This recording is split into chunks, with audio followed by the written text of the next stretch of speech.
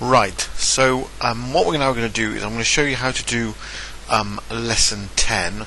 I'll do the first half, I'll just do how we create the user interface, and the second part is how we kind of get the session variables to cross from one page to another. Okay, first of all, I'll do the user interface as it is here, but I will try to use I will use the Visual Studio Toolbox rather than actually coding it by hand. So what I'm going to do now is kind of just copy and paste this first line here. This is what we're trying to create, this personal details, first name, last name, flight options, submit. Okay, we're using things called panels, which can group sets of controls together to make the kind of the page more readable. Okay, more easily readable by the user. Okay, and then the subsequent page will be the name of the person flying and the options they've chosen for the flight possibilities. Okay, so let's just copy this into our new page. So let's kind of add new item, web form, and I'll just call it, I can't remember what the tutorial calls it, let's just say flight options .spx. I mean, it doesn't really matter really what the name of the file is.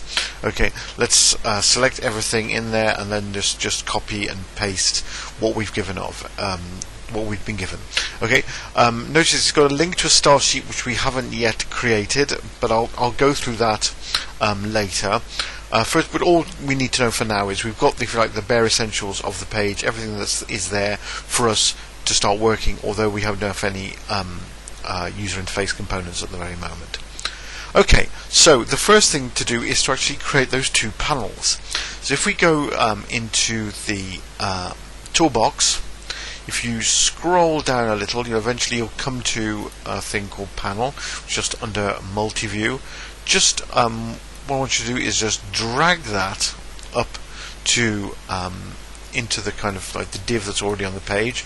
Just stretch it a bit, okay, and then let's kind of after the panel, let's click onto the source view now, and then let's just add a BR, which means a breaking line, in order that we can easily drag another panel. Okay, so I'm just going to now drag a second panel, and we'll make it more or less the same size. We're going to get rid of all the sizing information later, but I just want to show you this is the way you would do it if you wanted to create this page via the interface rather than by copying and pasting the code. Okay, so now we've got our two panels in the page. Now you'll notice if we look at what these pages look, you see there it says personal details. That text personal details is inside the line of the panel, and then underneath we have last name, first name, followed by two text boxes.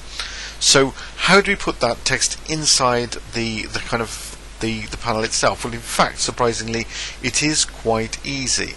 If we kind of click on the panel and choose properties, okay, what you will see there in the properties, list of properties for the panels, there is a thing called grouping text, and it's grouping text is a thing that appears there. So let's go there. It's called personal details. So let's kind of put the grouping text for the first one as personal details, and if we click on the second panel, the grouping text for that panel, I believe, is, oh dear, the grouping for that panel is flight options. Okay, so I'm going to choose that, flight options. Okay, so now we create our grouping text for the two panels. Now in the first panel there is a label, a text box, and a label and a text box. Okay, where the user is asked to put in their last name and their first name. So let's drag those items in. So first of all we drag in a label, okay, and we follow that by a text box. Okay, following the text box we press return, and then we add in another label. Okay, and then we add in another text box. Okay, and that is most of the text, the actual the content inside the personal details panel. Inside the flight options panel we've got two checkboxes, so let's drag a checkbox from there and then press return, and then we'll add another checkbox. Okay, so there are two checkboxes. You'll notice now it's looking a bit ungainly and messy. It's largely because we are using the interface to develop this, and therefore it's putting in these temporary fixed values of the sizes of things, and so therefore it makes everything look a little bit messy. But I just prefer it personally as a way of developing. Now, the names of these labels, this is where the top one is where the user puts in their last name, their surname. So, and then the way, the kind of convention we've used in this tutorial is we call the label something like last, and the text box, actually we call it something like last name. So we call the text box last name. Okay. Oh, for some reason it's not allowing me to. For some reason, so click on the text box again. Let me just try again. Something's slightly going wrong here. Last name. It doesn't seem to want to allow me to change the names of these things. So let's instead go into the source where I can change the name there. So the text box ID, I'm going to call that last name, and its corresponding label ID, I'm going to call it last. Okay, and the other text box I'm going to call first name, and the label at the side of it I'm going to call first. Okay, so that should have sorted those things out. So I now click on there, and it does now indeed say last name, and on the other one it should say first name, but it's for some reason, I think maybe it's because the video is running at the same time, it's taking a while to update. But anyway, that's these anyway, I've set the values of those objects. Okay, but however, we not instead of saying the word label, we want it to actually say something comprehensible and something English. So we'll put something like last name colon for the first label, and for the other label I will type in something like first name colon. Okay, so that's so now I've kind of sorted out the top panel. The second panel, for some reason it's all gone a bit funny now. I've lost my checkboxes as well, so I don't know what's going on really. But let's drag them back in. I think they must have got deleted when I was having the problems with the naming. So there's checkbox 1 and checkbox 2 put into the flight options panel. Okay, and their names are, if we go down and look into the code that was they're called CHB direct and CHB refundable. CHB just indicates it is a checkbox, and that's the meaning of the checkbox. Direct, CHB again mean that it is a checkbox, and the meaning is refundable.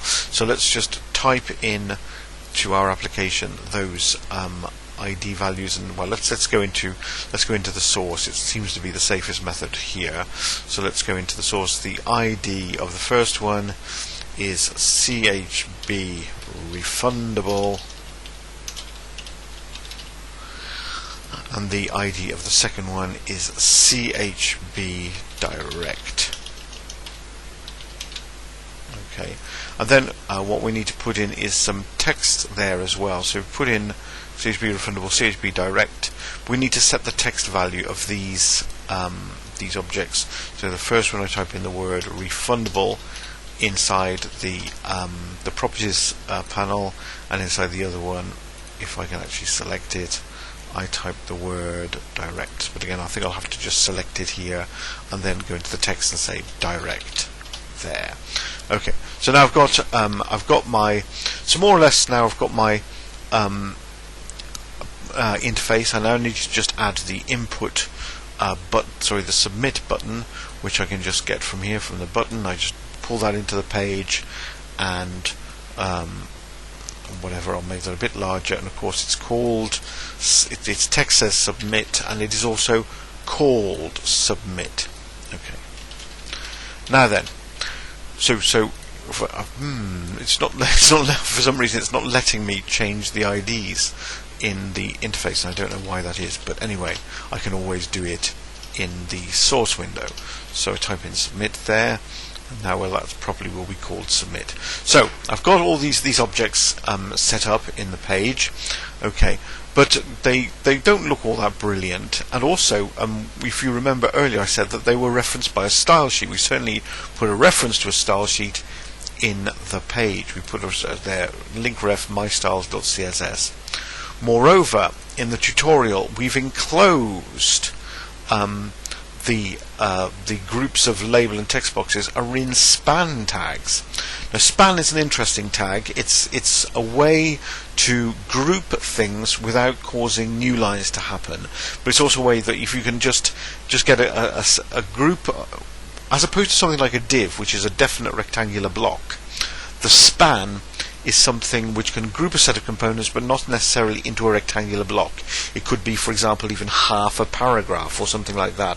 So it's a quite useful tag for, as I say, grouping visual items in a non-rectangular way. So let's put those span tags around this label and text box pairing.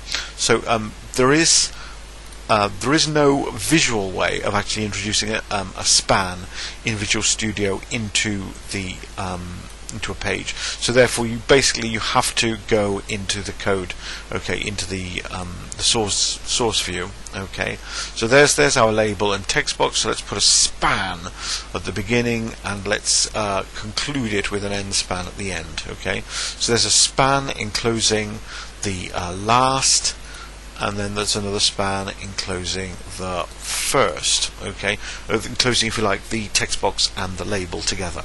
Okay, so we've got that all set up now. Now, as you see, we've got a lot of things where we've got physical values now for some of these things. We want to get rid of these because they will eventually cause us grief when we try to add the information that's in the style sheet. So let's get rid of those kind of fixed values. Okay, and well, it doesn't matter too much for the submit button. Anyway, click on the design, and now as you see, having removed those things, it looks a little bit better.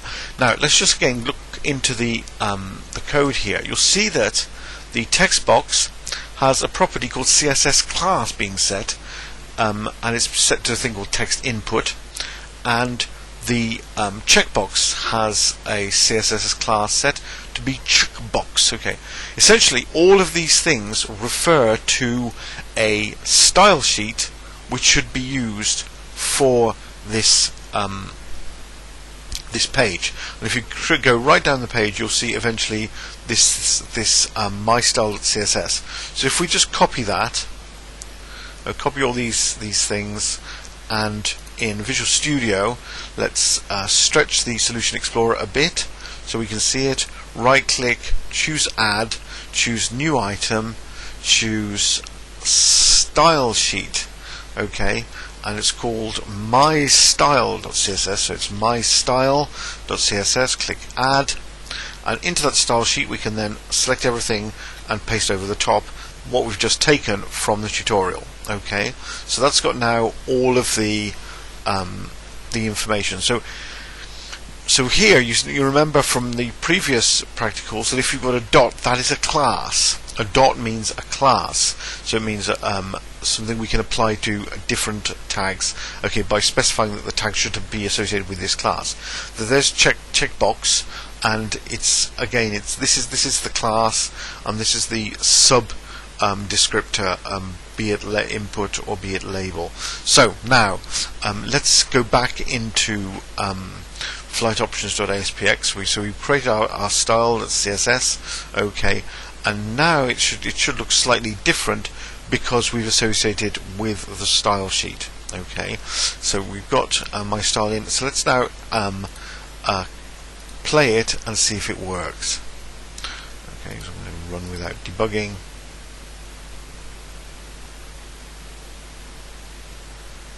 And there it is. It says first name, flight options, refundable, direct. So that is a nice and elegant interface for our person wanting to go on flights. Okay. Having done that, what they will need to do is we want to be able to send them to another page after they have chosen which options they want. One final thing I'll just show you before I come out of this particular practical, and that is that there is a bit of accessibility thing that's been set, and namely associating the labels with the controls that they describe. That can be done again in the properties window. If I right click on the label itself to properties, and I then if I stretch it slightly, you say that associated control ID. Okay, associated control ID. So now I can choose some things with which it can be associated. And in fact, remember the text box that in which you put your last name it's called last name. Okay, and then I choose the first name label and I associate that with a control, and that's going to be associated with the first name text box, because that refers to the text box to its right. Okay, so that is how we've managed to do it. And now if I just play that again, this will be working fine. It's also got the accessibility element set such that the label is associated not only visually but also programmatically inside the HTML. Okay, so that is the interface. The next stage is to read whatever the user has put in, their input, in order that we send that to another page.